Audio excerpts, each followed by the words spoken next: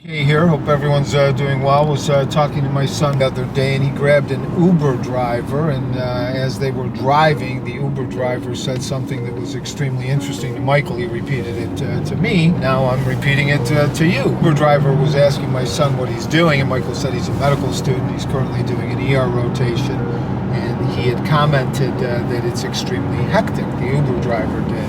And he said in those instances, what you really should do is analyze, breathe, and perform. Now, we've kind of talked about variations of the analyze, breathe, and perform, the AYA, awareness, intention, action. But when you look at analyze, breathe, and perform, and you take that and extrapolate that into the ER, right? Well, when you have a critical patient, what do you want to do? First thing you want to do is you want to analyze the situation. Next thing that you have to do is remain calm. How do you do that? By breathing, right? So the analyzing is the having that mindfulness and the awareness. Okay, this is what's going on in the moment. Now you flip to the breathing piece, which allows you to relax and actually think what the proper thing to do next is, and then the perform. That's a good habit to have, just like in emergency medicine, you have ABCs, right? Or in trauma, A, B, C, D, and E, right? Airway, breathing, circulation, deficits, exposure.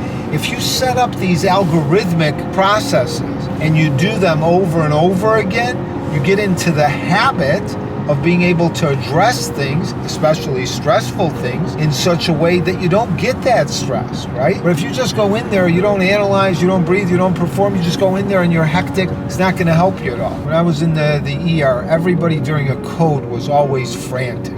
So somebody came in at 000 and everyone was frantic. That's the time to remain calm. The worst thing that could happen is the patient unfortunately stays 000. The best thing is you could bring them back. So to be able to keep your composure during stressful situations is extremely important.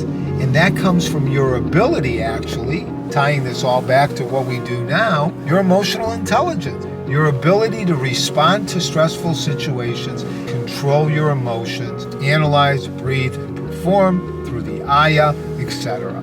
All of those things are going to serve you well, not from a knowledge perspective, but from a performance perspective. You as a leader, because when you're going to be a physician, as I'm talking to the physicians in the crowd, or the medical students, when you're a physician, you're a leader, and the worst thing that they want a leader to do is to panic. What's the saying? If you walk into the general's tent during a war and he's crying, you're in trouble, right? So you want to be able to make sure that you have that controlled component and utilize these tools, because they'll be beneficial for you. I think life in general is always going to be chaotic.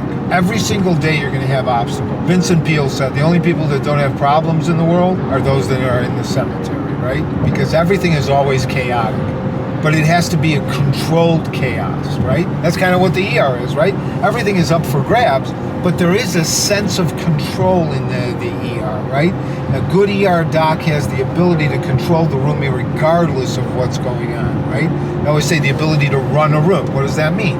The ability to go ahead and know what's actually there, to make sure that all the workups are going in the proper order, everyone's being worked up appropriately. Well, that chaotic sense is present in anything that we do. But you have the ability to have controlled chaos. If you just let it be chaotic all the time and you don't control it, life's going to be very hard. But if you understand that chaos is all around us, but we have the ability to control how we put meaning to it, how we react to it, and what our behaviors are, that's going to make the difference in everything